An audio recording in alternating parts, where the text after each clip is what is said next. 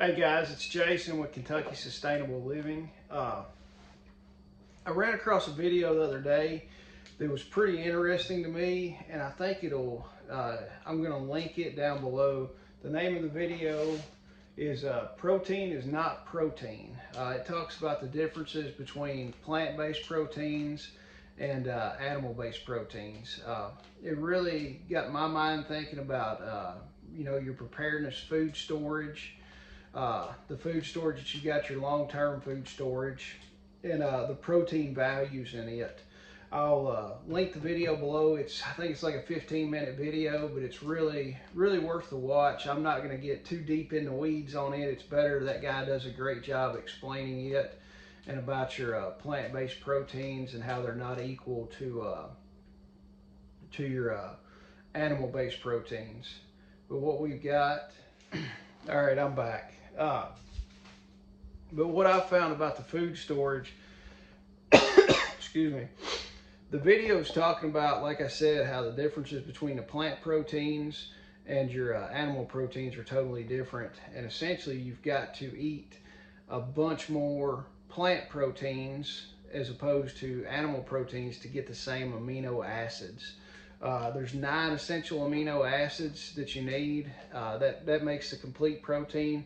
And yeah, I know all your preppers have been doing it for years. They're like rice and beans, beans and rice are your complete protein.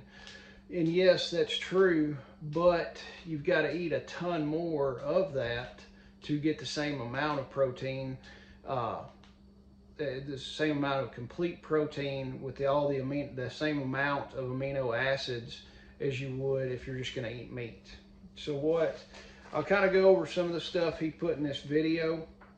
It's the DIAAS score, DIAAS, and that tells you the quality of the protein, and it's scored on like a percentage wise. Like your milk, eggs, beef, chicken, stuff like that is 100+% of a DIAAS score, meaning it's got all the essential amino acids and has enough of the amino acids to give you 100% that you need each day. And I know we're probably going to get a little deep in the weeds, and I'm going to try not to. Like I said, the video explains it a lot better. I'm just going to give you an overview and what I think some people should change in their long-term food storage preparedness stuff and change up on this. And then it goes into rice, lentils, breads, peanuts, and your other nuts are a poor quality protein because they don't provide enough percentage of all your essential amino acids in there. And he was saying essentially you've got your 9 amino acids. Whatever that protein lacks is as much as you're going to get. So if you've got your lysine is one of them that a lot of them lack. So if you're only getting 30% of your lysine from a plant-based diet, you can only use 30% of the other amino acids. The lowest one is the most that you can use on that, and he does a good job explaining it a lot better than I am. The studies say the average adult needs 75 to 100 grams of protein a day for an adult. The plant-based proteins, they're hard to digest for people. Like I said, they don't have all the amino acids that you need. So they're going to be lacking in a lot of the amino acids compared to the meat. You've got to eat just a ton more. An example he gave, if you're going to get 54 grams of protein from a plant-based diet, you're going to have to eat 815 calories to get the 54 grams of protein for that. Compared to a meat, getting the 54 grams of protein is 570 calories. So that right there is a bunch more calories that you're going to have to eat just to get the same amount of protein compared to your meats. Let me see what else he's got. Some of my notes and everything. Like I said, you've got to eat a lot more of the plant-based proteins to have the same as far as your meat and your eggs and your dairy. Also, the more processed the plants are, the lower the quality of your protein gets. So it can take your DS score from like a 54 down to like an 18.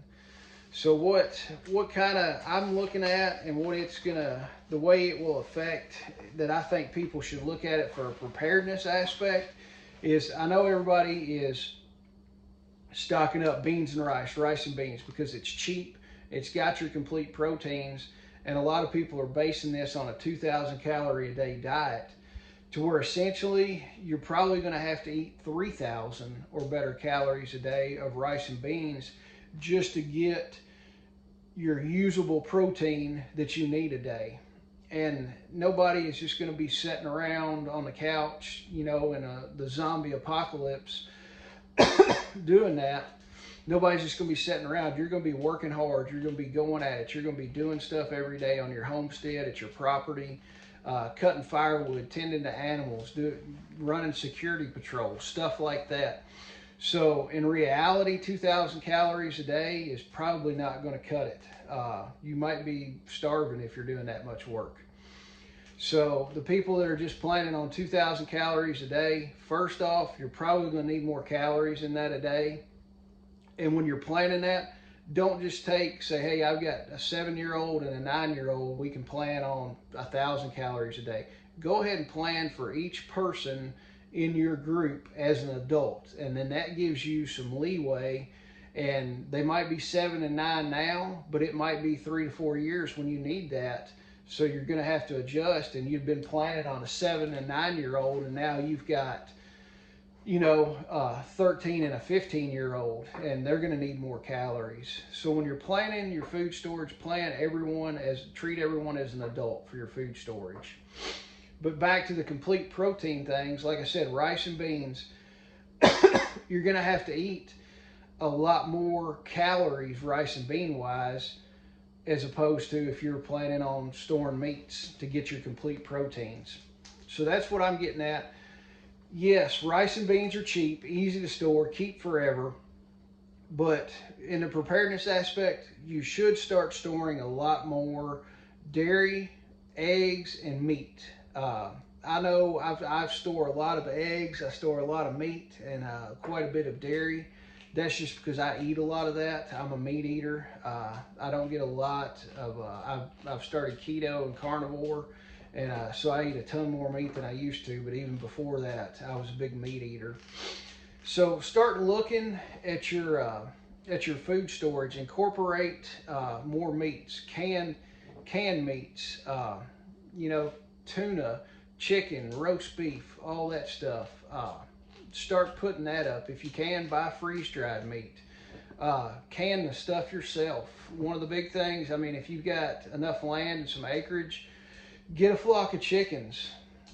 You can get meat and eggs from your chickens. If you've got any more land, start growing some small stuff. You can get rabbits, you can get sheep, you can get goats, and it all just depends.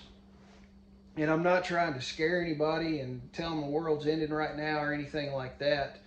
But the main thing is, look at your food storage, see what you're storing, and see how many calories a day you're going to have. Because if you're storing just plant-based proteins like a lot of people are, you're probably going to have to double the amount of calories that you eat every day just to get the complete proteins to survive, honestly. Look into the meat, start storing more meat, and like I said, I'm trying to give you some solutions on it. Chickens will be a great thing. You can have quite a few chickens in a small, you know, in a small backyard. You could have a lot of chickens right there.